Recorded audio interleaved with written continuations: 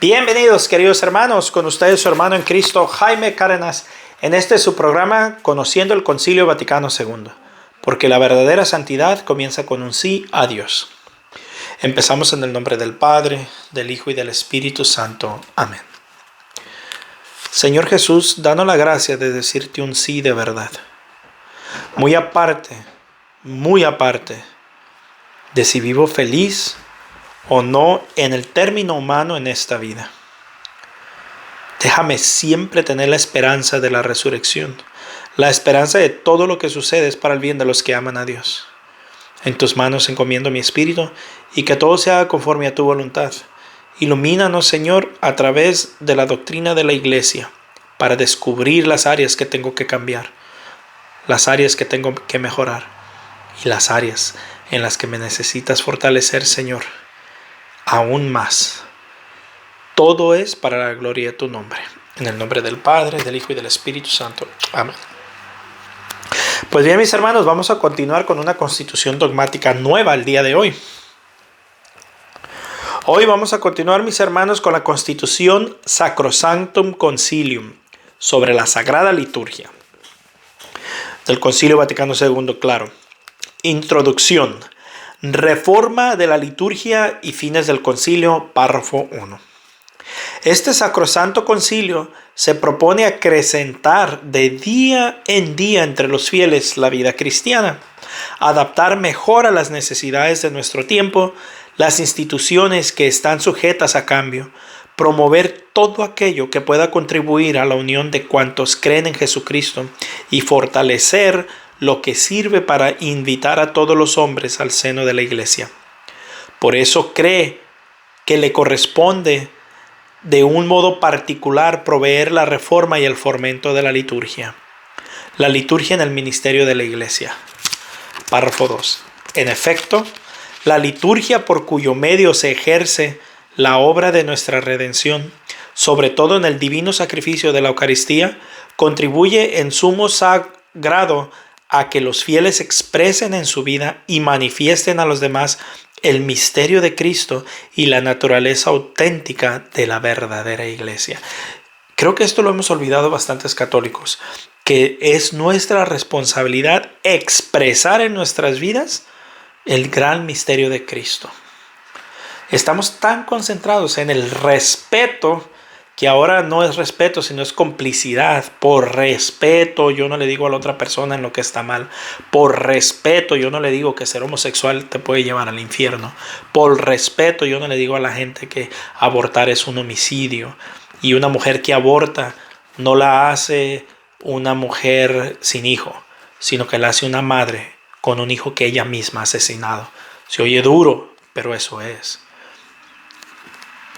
Es característico de la Iglesia ser a la vez humana y divina, visible y dotada de elementos invisibles, entregada a la acción y dada a la contemplación, presente en el mundo y sin embargo peregrina, y todo esto de suerte que en ella lo humano esté ordenado y subordinado a lo divino, lo visible a lo invisible, la acción a la contemplación y lo presente a la ciudad futura que buscamos. Hechos 13:14.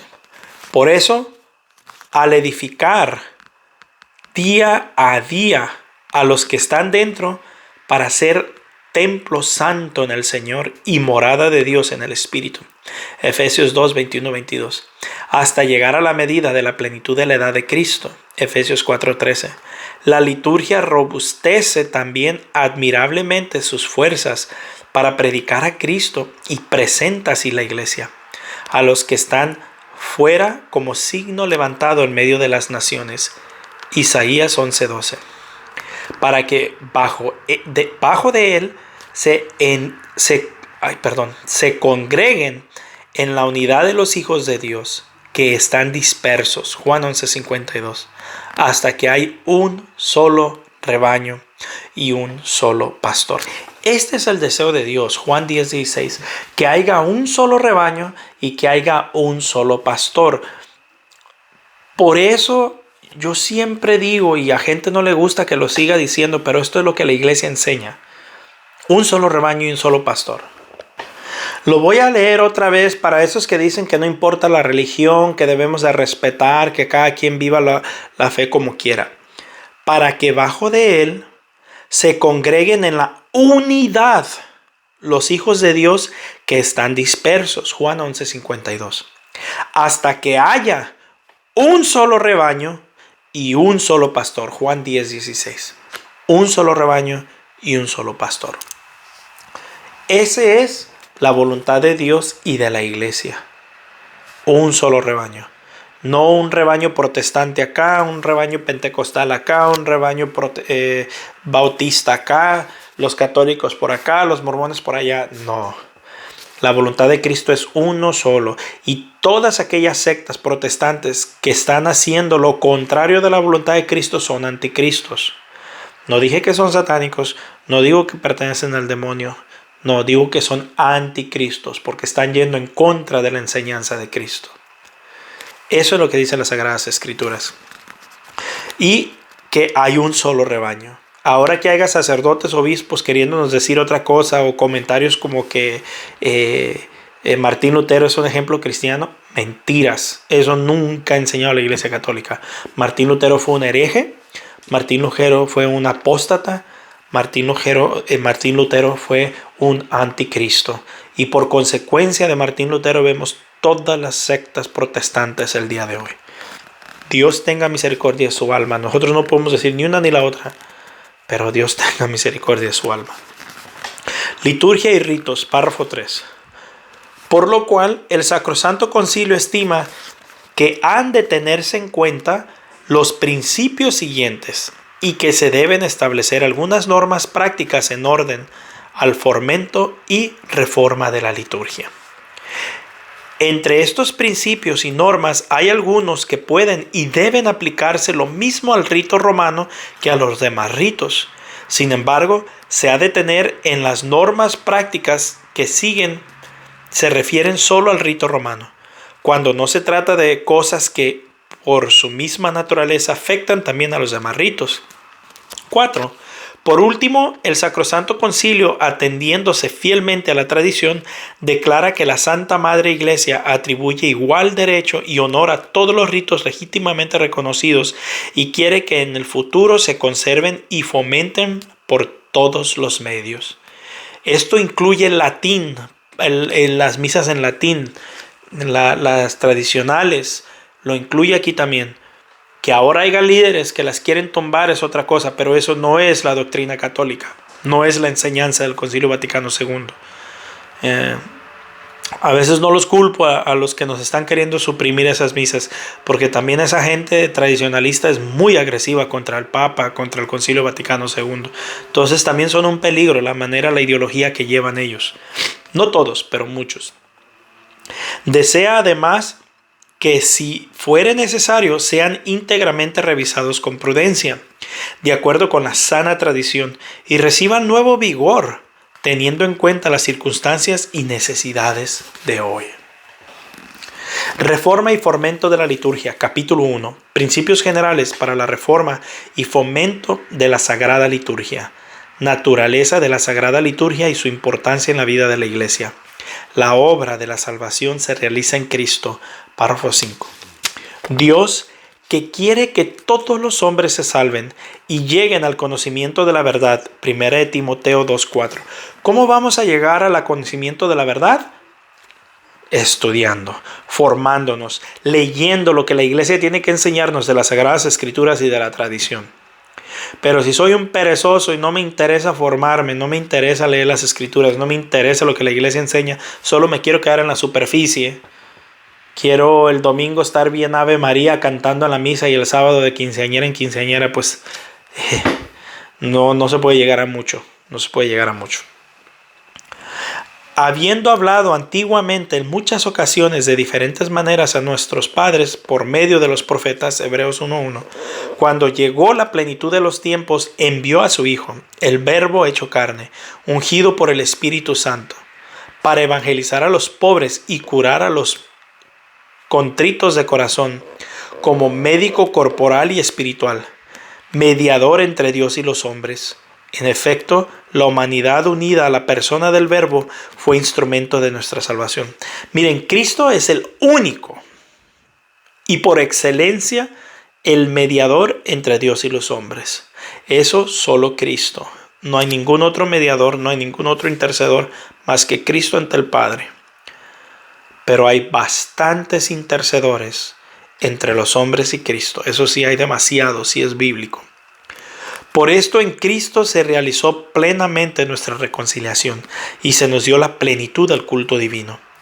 Esta obra de redención humana y de la perfecta glorificación de Dios, preparada por las maravillas que Dios obró en el pueblo de la antigua alianza, Cristo la realizó principalmente por el misterio pascual de su bienaventurada pasión, resurrección de entre los muertos y gloriosa ascensión por este ministerio. Por este ministerio, con su muerte destruyó nuestra muerte y con su resurrección restauró nuestra vida. Pues del costado de Cristo, dormido en la cruz, nació el sacramento admirable de la iglesia entera. Miren nomás qué hermoso. De la iglesia católica. Porque los protestantes no existían y nunca estuvieron en los planes de Dios. Eso está en los planes de Satanás, pero no de Dios. Solo a una persona le gustan las divisiones, que es a Satanás. La iglesia se realiza por la liturgia, párrafo 6. Por esta razón, así como Cristo fue enviado por el Padre, Él a su vez envió a los apóstoles llenos del Espíritu Santo.